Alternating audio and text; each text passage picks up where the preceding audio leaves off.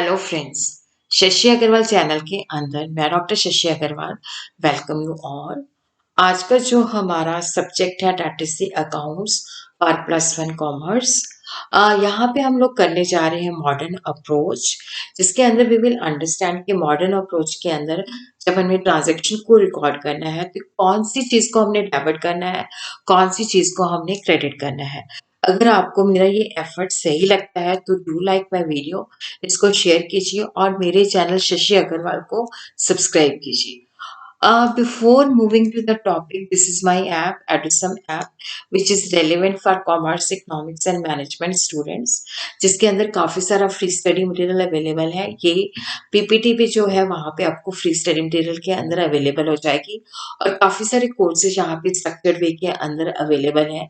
+1 के लिए अकाउंट्स भी यहाँ पे अवेलेबल है और यहाँ पे आपको जो है बकायदा जो है descriptive notes as well as summarise notes, recorded videos, live videos, उसी तरह क्या है कि प्रॉपर नोट्स मिलेंगे। और जैसे कि +1 का जो हमारा मोड है दैट हैज़ बिकम एमसीक्यू, तो उसी तरह आपको एमसीक्यू भी अवेलेबल होंगे। जो लिंक है कोर्स का वो I will be sharing in the description box. So modern classification of account के अंदर 5 अकाउंट है। एसेट अकाउंट है, लायबिलिटी अकाउंट है, कैपिटल अकाउंट है, रेवेन्यू अकाउंट है, एक्सपेंस अकाउंट है। एसेट अकाउंट वो अकाउंट होते हैं जो कि ऑर्गेनाइजेशन के इकोनॉमिक रिसोर्सेज होते हैं, जैसे प्लांट एंड मशीनरी है, स्टॉक है, लैंड एंड बिल्डिंग है, फर्नीचर है, पेटेंट्स है, इन्वेंट्री है, बैंक्स है, कैश है। देखो, एसेट के अंदर अगर किसी ट्रांजैक्शन के अंदर एसेट अपीयर होता है तो उसको हमने डेबिट करना है कि क्रेडिट करना है, तो वहां पे आपने ये रूल लगाना है कि अगर हमारा एसेट इंक्रीज हो रहा है, जैसे हमने कैश रिसीव किया, cash is an asset, cash increase हो रहा है तो इसको हमने डेबिट कर देना है। और डिक्रीज को हमने क्या करना है, क्रेडिट। अगर हम किसी को कैश पे करते हैं तो डेफिनेटली कैश जो है हमारा कम हो रहा है तो उसको हमने डिक्रीज कर देना है। अगर किसी भी ट्रांजेक्शन के अंदर एसेट अपेयर करता है तो रूल ये है कि अगर एसेट इंक्रीज हो रहा है तो डेबिट कर दो। जैसे हमने फर्नीचर परचेज किया तो वहां पे हमारा एसेट इंक्रीज हो रहा है, उसको डेबिट कर दो। बट अगर हमारा एसेट डिक्रीज हो रहा है, जैसे हमने कैश पे कर दिया या अपना कोई asset plant and machinery sale कर दिया तो वो डिक्रीज हो रहा है तो उसको हमने क्रेडिट कर देना है। तो debit the increase and credit the decrease. इसको हम सॉल्व करते हैं।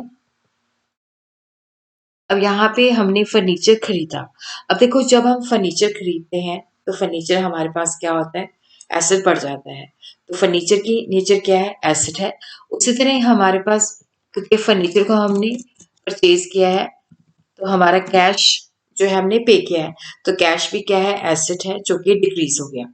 तो यहाँ पे देखो, यहाँ पे जो फर्नीचर है उसको हमने डेबिट करना है, कैश को हमने क्या करना है, क्रेडिट करना है, क्योंकि वो डिक्रीज हो गया। तो इस तरह से आपने जब रूल लगाना है कि जो एसेट अगर वो इंक्रीज होता है तो उसको डेबिट कर दो, अगर वो डिक्रीज होता है तो उसको क्रेडिट कर दो। फर्नीचर इंक्रीज हो रहा है तो इसलिए हमने डेबिट कर दिया, कैश डिक्रीज हो रहा है तो इसलिए हमने इसको क्रेडिट कर दिया।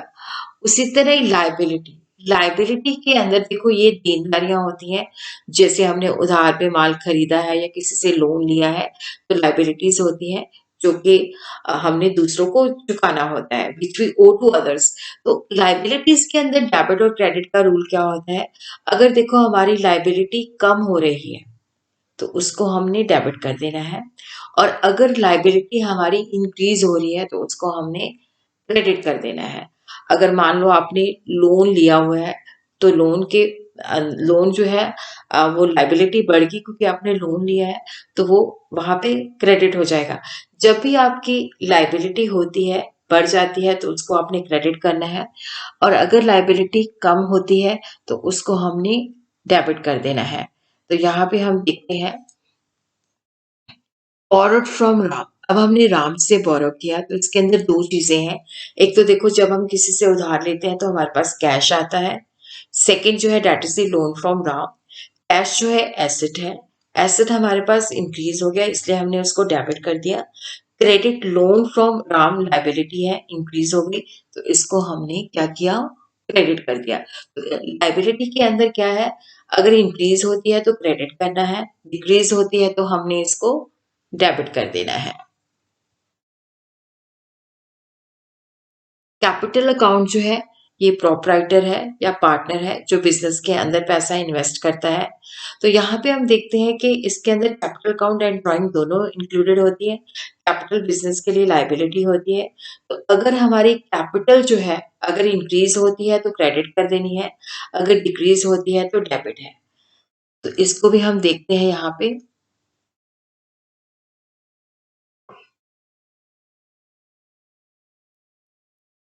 Ram started business with cash 4 lakh. तो यहाँ पे जब राम ने बिजनेस शुरू किया तो बिजनेस के अंदर कैश आया और कैपिटल कैपिटल कैश एसेट है वो इंक्रीज हो रही है, इसको हमने डेबिट कर दिया।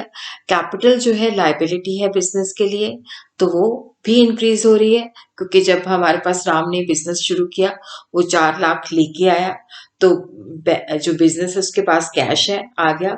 और कैपिटल जो है बिजनेस के लिए लाइबिलिटी है, तो लाइबिलिटी इंक्रीज हो गई, उसको हमने क्रेडिट कर दिया। और उसी तरह हम देखते हैं कि अगर राम जो है पर्सनल यूज के लिए पैसे विड्रॉ करता है तो यहाँ पे ड्राइंग जो है that is the nature of capital decrease हो गई क्योंकि हमारी जो कैपिटल है वो पहले से कम हो गई, तो इसलिए हमने डेबिट कर देना है। क्योंकि देखो यहाँ पे क्या है कि जब उसने कैश विड्रॉ किया अपने पर्सनल खर्चे के लिए तो कैश भी जो है कम हो गया, वो एक एसेट है तो इसलिए हमने कैश को क्रेडिट कर देना है। रेवेन्यू अकाउंट जो होता है जो इनकम एंड गेन जैसे सेल करते हैं हम, डिस्काउंट रिसीव करते हैं, कमीशन रिसीव करते हैं, इंटरेस्ट रिसीव करते हैं, डिविडेंड रिसीव करते हैं, बैड डेट रिकवर हो गया। तो रेवेन्यू के अंदर डेबिट और क्रेडिट का रूल क्या होता है? अगर रेवेन्यू हमारा इंक्रीज होता है तो क्रेडिट करना है, अगर रेवेन्यू हमारा डिक्रीज होता है तो उसको हमने डेबिट करना है। जैसे सोल्ड गुड्स फॉर कैश ₹12,000, तो यहाँ पे दो चीजें हैं, कैश है, सेल है।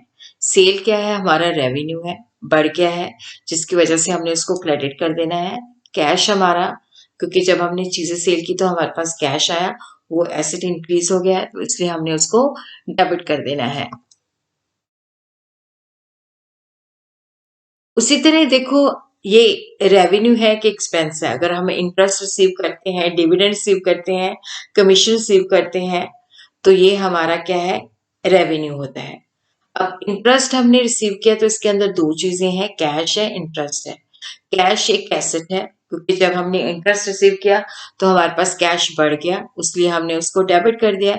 इंटरेस्ट की नेचर क्या है? क्योंकि यहाँ पे इंटरेस्ट हमने रिसीव किया है तो ये रेवेन्यू है, और रेवेन्यू अगर बढ़ता है तो वो क्रेडिट करते हैं। तो इस तरह से कैश को आपने डेबिट कर देना है, इंटरेस्ट को आपने क्रेडिट कर देना है। एक्सपेंस अकाउंट के अंदर देखो जो एक्सपेंसेस होते हैं, लॉसेस होते हैं, जब हम बिजनेस को रन करते हैं तो काफी सारे खर्चे भी होते हैं, जैसे purchase, wage, salary, depreciation, discount, rent, interest paid. तो यहाँ पे रूल क्या है कि अगर एक्सपेंस बढ़ता है, अगर हमने रेंट पे किया तो रेंट को हम डेबिट करेंगे, सैलरी पे की तो सैलरी को हम डेबिट करेंगे, परचेज को हमने चीजें खरीदी तो हमारा एक्सपेंस बढ़ गया तो परचेज को हम डेबिट करेंगे। तो rule of debit and credit के अंदर क्या है कि अगर हमारा एक्सपेंस पहले से इंक्रीज हो जाता है तो भाई इसको डेबिट करना है, अगर एक्सपेंस कम हो जाता है तो उसको हमने क्रेडिट करना है। Expense account interest paid. अब देखो यहाँ पे इंटरेस्ट पे किया है, पे का मतलब है कि हमने पेमेंट की है, तो यहाँ पे इंटरेस्ट की नेचर क्या है? एक्सपेंस। कैश की नेचर क्या है? एसेट। क्योंकि देखो इंटरेस्ट पे किया है तो कैश पे किया होगा, तो कैश हमारा कम हो गया, उसको हमने क्रेडिट कर दिया। इंटरेस्ट हमारा एक्सपेंस है इसलिए हमने उसको डेबिट कर दिया। इसी तरह जब हमने चीजें परचेज की हैं तो परचेज एंड कैश दो चीजें हैं। परचेज जो है हमारा एक्सपेंस है, इंक्रीज हो गया, उसको हमने डेबिट कर दिया। कैश हमारा कम हो गया क्योंकि वो एसेट है तो इसलिए हमने उसको क्रेडिट कर दिया। तो अब हम दोबारा से देखते हैं क्या रूल्स हैं। देखो 5 अकाउंट है, एसेट अकाउंट है, लायबिलिटी अकाउंट है, कैपिटल अकाउंट है, रेवेन्यू अकाउंट है, एक्सपेंस है। अब देखो एसेट को हमने कब डेबिट करना है भाई? जब वो इंक्रीज होता है। और क्रेडिट कब करना है? जब वो डिक्रीज होता है। लायबिलिटी अगर वो इंक्रीज होती है तो उसको हमने क्रेडिट करना है, और अगर वो डिक्रीज होती है तो उसको हमने डेबिट करना है। और उसी तरह जो कैपिटल है अगर वो इंक्रीज होती है तो उसको क्रेडिट करना है, अगर वो डिक्रीज होती है तो उसको हमने डेबिट करना है। उसी तरह जो रेवेन्यू है अगर वो बढ़ जाता है तो उसको हमने क्रेडिट करना है, अगर वो कम हो जाता है तो उसको हमने डेबिट करना है। लायबिलिटी, कैपिटल एंड रेवेन्यू, इन तीनों के अंदर क्या है कि अगर ये बढ़ जाते हैं तो इनको क्रेडिट करना है, अगर ये कम हो जाते हैं तो इनको हमने डेबिट करना है। एसेट अगर इंक्रीज होता है तो डेबिट करना है, अगर कम होता है तो क्रेडिट करना है। उसी तरह जो एक्सपेंस है वो अगर बेसिकली क्या है कि देखो अगर वो जो है हमारा इंक्रीज होता है तो उसको हमने डेबिट करना है, और अगर हमारा एक्सपेंस पहले से कम हो जाता है तो उसको हमने क्रेडिट करना है। होपफुली ये सारे रूल जो हैं आपको समझ में आ गए होंगे।